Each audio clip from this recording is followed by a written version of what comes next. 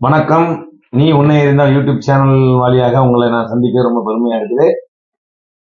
இன்னைக்கு தலைப்பு வந்து தம்பி ஒரு ஆன்மீக சம்பந்தமான ஒரு கேள்வியோட வந்திருக்கிறாரு. தம்பி உங்களுடைய கேள்வி நீங்க. வணக்கம்ண்ணா. வணக்கம் தம்பி. இப்ப நிறைய பேர் நிறைய சாமிக்காக மாலை போடுறாங்க. சபரி மாலை போடுறாங்க, பழனி மாலை போடுறாங்க. இவங்கெல்லாம் என்னதான் மாலை போட்டு தெய்வத்துக்காக இருந்தாலும் தீய பழக்கத்தை வச்சுக்கிட்டே இருக்காங்க. தம் அடிக்கிறது, இப்ப இந்த கூலி போடுறாங்க, ஆன்ஸ் போடுறது, இந்த மாதிரி போடுறாங்க. இந்த மாதிரி போடுறதுனால அவங்க பின்விளைவு ஏதாவது வருங்களா? மாலை போட்டு இந்த மாதிரி தீய விஷயங்கள் பண்றதுனால. நல்ல அருமையான கேள்வி கேட்டுறீங்க. இப்போ பாத்தீங்கன்னா இப்ப சமீபத்துல கூட இந்த ஓம் சக்தி கோயிலுக்கு வந்து லேடிஸ் எல்லாம் பஸ்ல போறாங்க. பயங்கரமான ஆட்டம் உள்ளுக்குள்ள அதுவும் பக்தி பாட்டு போடுறதுங்கிறது ஒரு நியாயமான ஒரு முறைதான். ஆனா நிறைய பேர் கோயில் போகும்போது பக்தி பாட்டு கேட்டு பக்தியோட போவாங்க. இவங்க பாத்தீங்கன்னா மும்தாஜ் பாட்டு போட்டு எல்லாம் ஆடுறாங்க. அது நமக்கு பார்க்கும்போது ஏன்னா மாற்று மதத்துக்காரங்களோ இல்லைன்னா இந்த மாதிரி இப்போ நிறைய கழுசடைகள் நம்மளுடைய தர்மத்தை இழிவுபடுத்தி பேசுறாங்க. இது அதாவது ஆதியில இந்து தர்மங்கிறது மிகப்பெரிய ஒரு தர்மமானது. இந்து தர்மங்கிறது இந்த இந்து தர்மத்துக்குள்ள நிறைய ஆன்மீக விஷயங்கள் அடங்கியிருக்குது. அறிவியலாவும் ஆன்மீகமாகவும் நம்ம அதை பயன்படுத்துறோம். உதாரணத்துக்கு ஐயப்ப சாமி கோயிலுக்கு போனோம்னா ஒரு மண்டலம் விரதம் இருந்து, அதாவது காலில் செருப்பு போட மாட்டாங்க, கருப்பு துணி இல்ல சிவப்பு துணி இந்த மாதிரி காவிகள் அணிந்து முடி வெட்டுறதுல இருந்து நகம் வெட்டுறதுல இருந்து ரொம்ப கண்ணியமா, அதாவது வீட்டிலேயே சமைச்சு சாப்பிட மாட்டாங்க. சிலவங்க கோயிலே தங்கி இருப்பாங்க. ஏன்னா வீடுகளில் கொஞ்சம் ஏதாவது சுற்றங்கள் கம்மியா இருக்கலாம் அப்படிங்கிற மாதிரி. ஏன்னா ஐயப்பன் மிகப்பெரிய ஒரு பிரம்மச்சரியத்தை கடைபிடிச்சு அங்க மலை மேல இருக்காரு. அப்போ அதனாலதான் முதல்ல ஐயப்ப சாமிக்கு தான் மாலை போடுறது நானே கேள்விப்பட்டிருக்கேன் என்னுடைய இதுல. ஆனா இப்ப பாத்தீங்கன்னா ஓம் சக்திக்கு மாலை போடுறாங்க, பழனிக்கு மாலை போடுறாங்க, மாதிரி எங்கெங்கயோ மாலை போடுறாங்க. ஆன்மீகம் வளர்றதுல தப்பு இல்லை. ஆனால் உங்களால ஒழுக்கமா இருக்க முடிஞ்சா மட்டும்தான் நீங்க மாலை போடுங்க. ஒழுக்கம் தவறுதலுக்கு சிகரெட் அடியாம இருக்க முடியும். நீ மாலை போடாத, உன் ஐயப்ப சாமி வர சொன்னாங்க. இப்ப எனக்கு தெரிஞ்ச ஒரு நண்பர் ஒருத்தர் இருக்காரு. அவர் என்ன பண்ணுவாருனாக்கா, சாயங்காலம் 6 மணிக்கு மேல மாலையை கழட்டி வச்சிருவாரு. கழட்டி வச்சுட்டு நல்லா ஃபுல்லா பூஸ்ட் போட்டு மறுநாள் காலையில் எழுந்து குளிச்சு சாமிக்கு மட்டும் மாலையை போட்டுக்குவாரு. எதுக்கு இந்த மாலை போடணும், எதுக்கு இந்த மாதிரி செய்யணும் ஒண்ணு. இப்போ முந்தானத்து ஒரு இன்ஸ்டாகிராம்ல ஒரு ரீல்ஸ் பார்த்தேன். ஐயப்ப சாமிக்கு மாலை போட்டு லேடிஸோட வீடியோ எடுத்து ரீல்ஸ் பண்றாங்க. அதுவும் ஐயப்ப சாமி ஒரு பக்தி பாட்டுக்கு பண்ணா கூட பரவாயில்ல, ஒரு சினிமா பாட்டுக்கு இப்படி பண்றாரு. அப்போ நீங்க தெய்வம் அது பாட்டுக்கு இருக்கு. அது உங்களை யாரையும் வா எனக்கு மாலை போட்டு வா, நீ எனக்கு இப்படி வரணும்னு யாரையும் சொல்லல.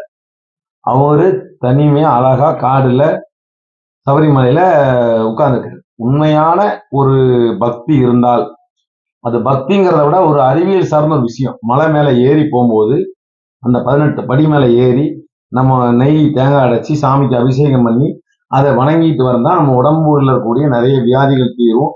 வருஷத்துக்கு ஒரு திருப்பு அது கார்த்திகை மாசம் 1ஆம் தேதியில இருந்து மார்கழி லாஸ்ட் 31ஆம் தேதி, தை மாசம் 1ஆம் தேதி மகர ஜோதி எனக்கு தெரியும்.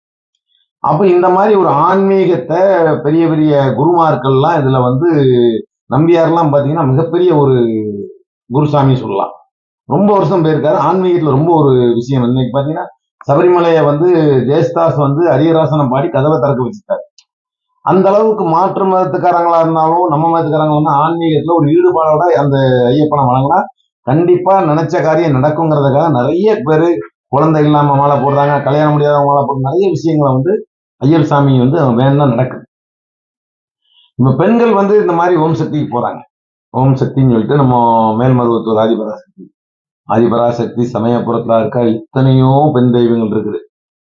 ஆனா இந்த மாதிரி ஒரு கார்பரேட் நிறுவன சாமியார்கள் அப்படின்னு சொல்லக்கூடிய அவங்களுக்கு இந்த மாதிரி படையெடுத்து போற நீங்க செய்யுங்க. நான் எல்லாமே தெய்வம் தான்.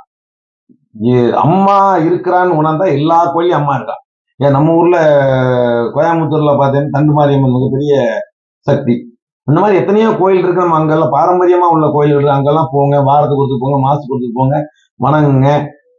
மாலை தான் போட்டு போகணும்னு கட்டாயம் கிடையாது. நீங்க வாரத்துக்கு ஒருத்தர் நல்ல சுத்தபத்தமா சாமி கும்பிட்டு மனசார வேண்டிட்டு எந்த ஒரு அம்மன் கோயில உலகத்தில் இல்லாத கோயிலே கிடையாது. அவ்வளவு கோயில் போய் வணங்கலாம். ஆனா இந்த மாதிரி மாலையை போட்டுட்டு டான்ஸ் ஆடுறது, டான்ஸ் ஆடி போய் பஸ் கவுந்துருச்சு.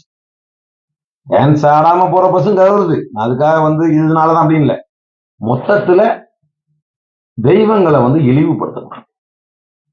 எந்த தெய்வத்தை மாலையை போட்டு தம் அடிக்கிறேன், தேவையா இது?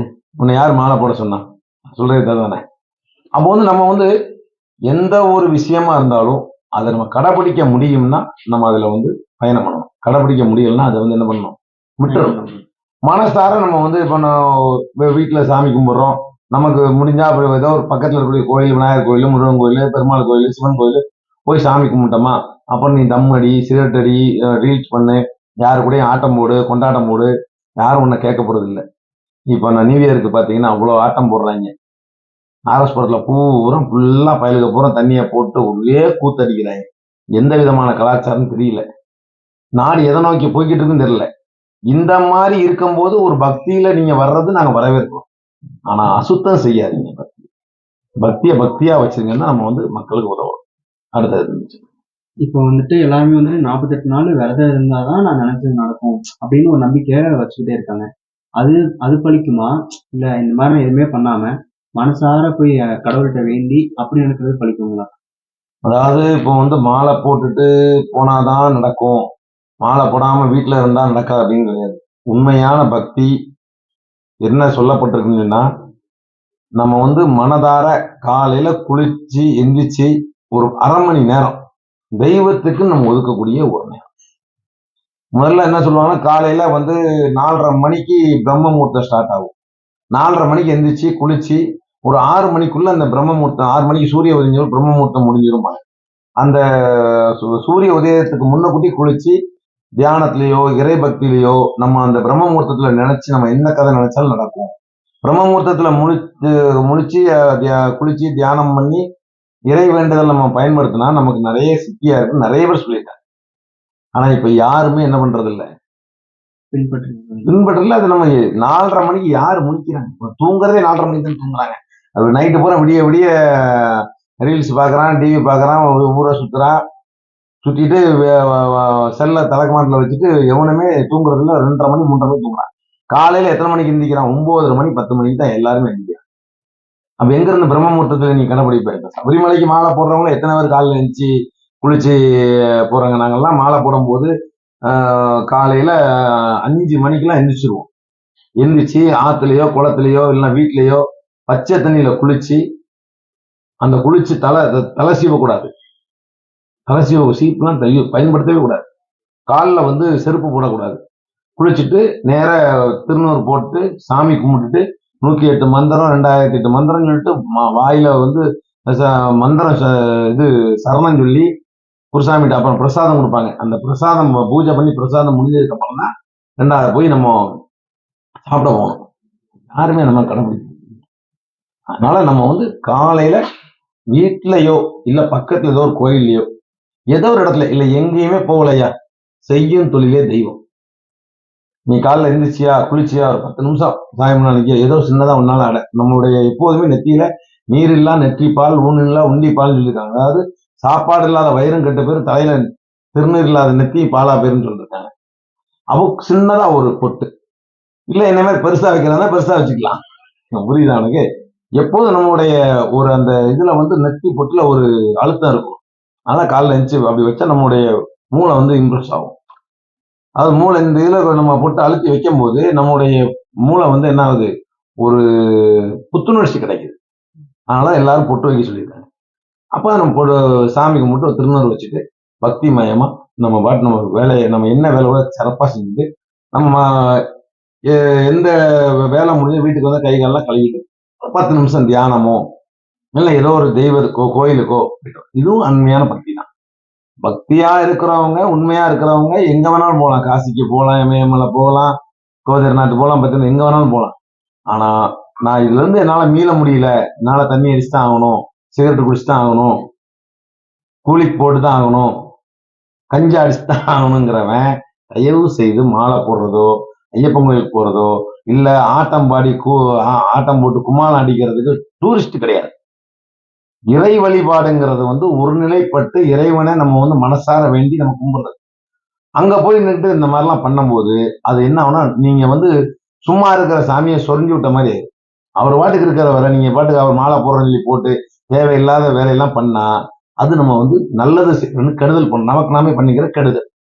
அதுக்கு நீங்க கண்டிப்பா தண்டனை அனுபவிச்சுதான் ஆகும். இன்னைக்குல இன்னைக்கே ஒரு நாள் நடக்கும். அது அதனால நம்ம வந்து நல்லது நடக்குங்கிறதுக்காக நம்ம மாலை போடுறோம், இறை வழிபாடு பண்றோம். அந்த நன்மையை நம்ம அடையணும்னா அமைதியை காத்து அதுக்கு என்ன வழிமுறை உண்டோ அந்த வழிமுறைப்படி நம்ம தெய்வத்தை வழிபடுறது நல்லது. அதான் தம்பி. என்னைக்குமே பக்திங்கிற பேர்ல அந்த மார்க்கத்தை கெடுக்கக்கூடாது. பக்திங்கிற பேர்ல அந்த சாமியை அவமானப்படுத்தக்கூடாது. நம்ம பாட்டுக்கு இருக்கிறேன் என்ன சொல்லுவாங்க, என்ன பாருப்பா பொன்மணி இப்படி இருக்கான், பொன்மணி இப்படி போறான்னு தான் நம்மள சொல்லுவாங்க. நான் தப்பு பண்ணா இல்ல எங்க அப்பா பேரை சொல்லுவாங்க, இந்த மாதிரி இன்னொரு பையன் இந்த மாதிரி போறாங்க அப்படி. நீ சபரிமலைக்கு மாலை போட்டு போனா என்ன சொல்லுவான், இந்த மாதிரி ஐயப்ப சாமி எப்படி போகுதுமா. அப்போ உனக்கு நீ கெடுதல் பண்றதுக்காக ஐயப்ப சாமி ஏன் தேவையில்லாம வசதி வாங்கி கொடுக்குற சொல்ல புரியுதா. ஓம் சக்திக்கு மாலை போட்டு நீ ஆட்டம் போட்டு போனா அந்த அம்மா பாட்டுக்கு அங்க இருக்குது.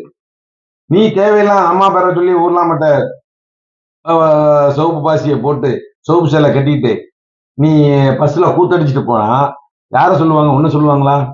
ஓம் சக்தி சாமி என்ன ஆட்டம் போடுது பாருன்னு அந்த அம்மா திட்டுவாங்க. நீயே தேவையில்லாம அந்த அம்மனுக்கு வழி வாங்கி கொடுக்குற. அப்ப அந்த அம்மா என்ன பண்ணும், கோவம் வந்துன்னா அது ஆட்டத்தை காமிக்க ஆரம்பிச்சு. அத முதல்ல தெய்வம், நம்ம தெய்வ வழிபாடு நீ நம்பு. அப்ப இந்த ஆட்டம்லாம் உனக்கு வராது, ஆன்மீகம் மட்டும்தான் வரும். சொல்றதுதான். ஆனா என்னைக்குமே தெய்வ வழிபாடுங்கிறத அதை முறையா செய்யணும். அப்படி இல்லைன்னு சொன்னா உனக்கு என்ன தெரியுமோ உன்னால மனசார நீ சொன்ன மனசார வேண்டிட்டு இறைவா என்னை காப்பாத்துப்பா, பெருசா மந்திரமாய் எதுவுமே சொல்ல வேண்டியது. உன்னை நீ வந்து எனக்கு கோடி பணம் வேணும், அவ்வளவு வேணும், இவ்வளவு வேணும் அவட்ட கேட்க வேண்டியதில்லை. இன்றைய பொழுது நல்லா இருக்கணும், நான் செய்யற வேலை நல்லா இருக்கணும், எனக்கு தேவையான பொருளாதாரம், எனக்கு தேவையான உணவு கிடைக்கணும், என்ன சார்ந்து இருக்கவங்க நல்லா இருக்கணும் அப்படின்னு சொல்லி கும்பிட்டாலே உனக்கு நல்லது. அதுக்கு மேல நான் ஆன்மீகத்துல இன்னும் கொஞ்சம் ஒரு ஸ்டெப்பு போகணும், நான் எல்லா தெய்வங்களையும் பார்க்கணும், எல்லா கோயிலுக்கும் நான் வந்து பயணம் செய்யணும் போகலாம். ஒவ்வொரு மாசம் ஒவ்வொரு கோயில் போயிட்டு வரலாம், ஒவ்வொரு வாரம் ஒவ்வொரு. முதல்ல இங்க லோக்கல்ல இருக்கிற சாமியை பூரா பாருங்க, எந்த கோயில் பராமரிக்காம இருக்கு, எந்த கோயில் எப்படி இருக்கு, எந்த கோயிலுக்கு நம்ம வந்து காசு கொடுத்து அந்த கோயிலை பராமரிக்க வைக்கணும். கோயில்ல பெரும்பாலும் உண்டியல்ல நீங்க காசு போடுறீங்க எல்லாம் அறங்காவல்துறைக்கு தான் போகும். கோயில்ல பூஜை பண்றவங்களுக்கு நீங்க மனசார ஒரு 10 ரூபா 20 ரூபா காணிக்க போடலாம். கோயில் உளவார பணி செய்யறாங்கல்ல அவங்களுக்கு நீங்க ஒத்தாசை பண்ணலாம். சரி, இந்த திருப்பையில கொண்டு போய் லட்ச லட்சமா கொட்டுறதுலாம் வந்து வேஸ்ட். சாமி வந்து யார்ட்டையும் லட்சம் கோடி கேட்கவே இல்லை.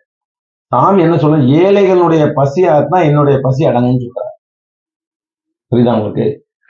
தான தர்மம் பண்ணுங்க, ஏழைகளுடைய பசியாட்டுங்க, கல்விக்காக கஷ்டப்படுறவங்களுடைய வாழ்வாதாரத்துக்கு கல்விக்கு உதவி பண்ணுங்க. இதுவே சாமிக்கு செய்யக்கூடிய மிகப்பெரிய கைங்கரியம். அதான தம்பி. மீண்டும் நம்ம அடுத்த ஒரு நல்ல ஒரு விஷயத்துக்காக இன்னும் ஒரு பதிவு போடலாம். இந்த யூடியூப் சேனல்ல கண்டிப்பா வந்து நீங்க வந்து ஆதரவு கொடுங்க. நீ உன்னை இந்த யூடியூப் சேனலுடைய அனைத்து வாசகர்களுக்கும் என்னுடைய அன்பான வணக்கத்தை தெரிவித்துக் கொள்கிறேன். நன்றி, வணக்கம்.